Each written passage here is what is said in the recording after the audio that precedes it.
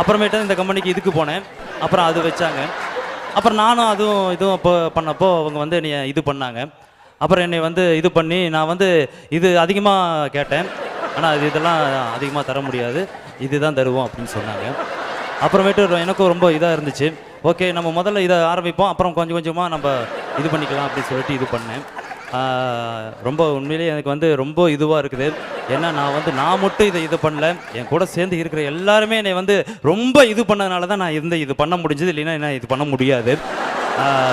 இது பண்ணுறதுக்கு வந்து எனக்கு முக்கியமாக வந்து எனக்கு வந்து முதலாளிக்கு தான் நான் இதை சொல்லி ஆகணும் முதல்ல. ஆமாம். அப்புறமேட்டு முதல்ல வந்து நான் இது பண்ணும்போது முதலாளி கூப்பிட்டு எனக்கு ரூமை கூட்டி போய் இதுன்னு ரொம்ப இது பண்ணார். நானும் ரொம்ப இதாகிட்டேன். அப்புறமேட்டு அவர்கிட்ட சொன்னேன், இந்த மாதிரிலாம் இது பண்ணக்கூடாது, நீங்கள் இது பண்ணிங்கன்னா இப்படி இது நல்லா இருக்கும் அப்படின்னு சொன்னார். அதே மாதிரி நானும் இது பண்ணேன். அவர் வந்து இவ்வளோ வருஷமாக என்னை இந்த இதில் வச்சு என்னை ரொம்ப இது பண்ணார்.